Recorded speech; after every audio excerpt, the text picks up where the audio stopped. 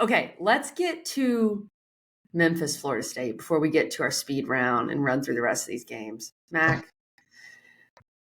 there are a few stats that kind of sum this game up for Florida State. Florida State's now 0-3. They lose to Memphis 20-12.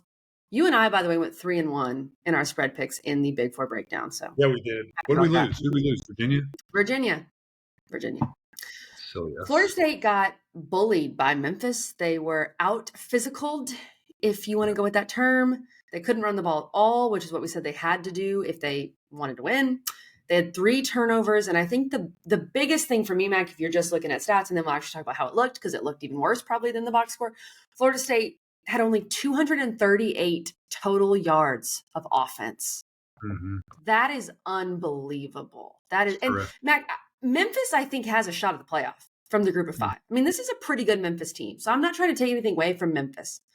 But Florida State was a preseason top 10 team, had just won the ACC, and now they're 0-3 and look like this. And I'm seeing Seminole fans talk about, could this be one of the worst teams in Florida State history when it's all said and done? It's just shocking, this kind of drop-off. It's unbelievable. It truly is unbelievable. And here's kind of, let me just lay out the nearly impossible stat that blows me away. In the first drive against Georgia Tech to start the season, FSU rushed for 58 yards. Yeah. Since then, they have rushed in 2.5 games for 80 yards in 2.5 games. 80 yards. What? Here, I'll hit you with it. Hold on. Let me find That's unbelievable. Against Boston College, they rushed for a whopping 21 yards. And they had 37 against Memphis. So, yeah. Memphis, 37 yards. Wow. In the second half against Georgia Tech, they had 20. So, my bad, 70 yards in 2.5 games. The point stands. The point stands. It's unbelievable. It's horrific. It's a lack of effort. It is clearly a lack of execution, lack of want-to, lack of leadership. And I don't know what you even do from a coaching standpoint. EJ Manuel said it great on our show that Mike Norvell hasn't missed any tackles, hasn't thrown any interceptions, hasn't missed any blocks, hasn't done any of that.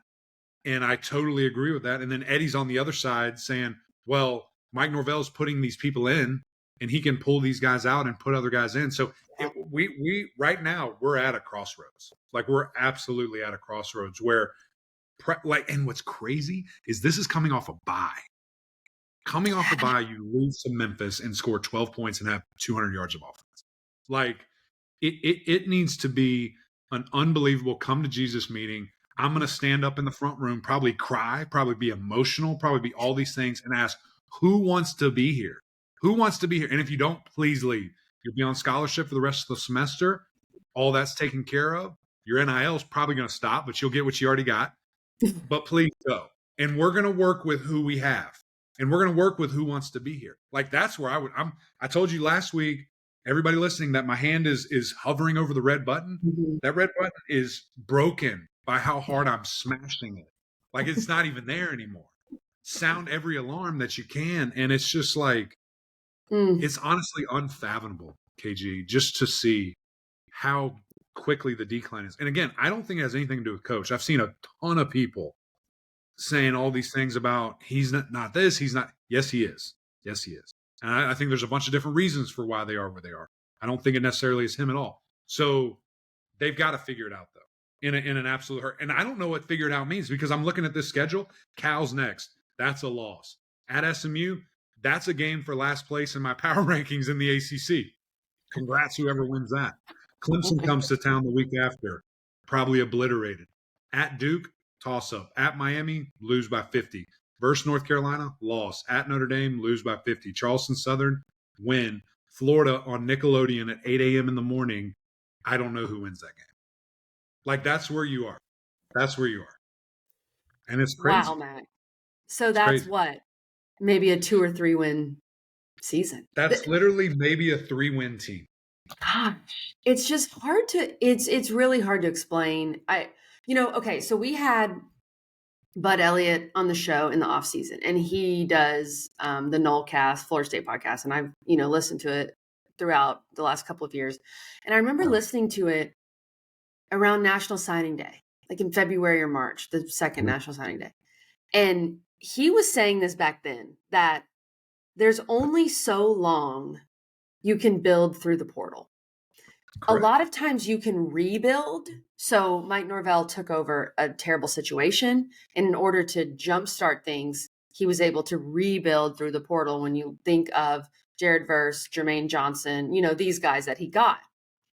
But at a certain point, you have to recruit high school as well. And part of it is you have to get guys that want to be at Florida State for 3 years or 4 years, that want to be that committed, that want to be the Eric McLean like he was for Clemson. Yeah. And to me, that's what Florida State doesn't have right now. It feels like they have a bunch of guys that want to use Florida State to get to where they want to go, but don't necessarily want to give everything they have for Florida State. Does that make sense? 100%. And I mean, you can use one of their own sons, EJ Manuel. EJ Manuel was there for 5 years. Yeah. First round draft pick, there for 5 years. Probably one of the best quarterbacks in the country when he was recruited. I don't remember the numbers. Yeah, I'm sure. Played in every All-American game, whatever. Remember, Nick Saban went to his high school to recruit him, so he was a big deal. He flew his helicopter in. Dropped the helicopter right on the practice field. But guess what? He chose FSU. You got to have that. And I do, like, it is, as a Clemson person, a little comical to me, because everyone has just been slamming Coach Schwinney because he doesn't use the portal and he's only high school. And what's one of the first articles I see? Norvell has to use high school more. And it's just like, first of all, no matter what these coaches do, they can never win. Like, they're going to be criticized to the nth degree, no matter what happens or what they do, what path they choose.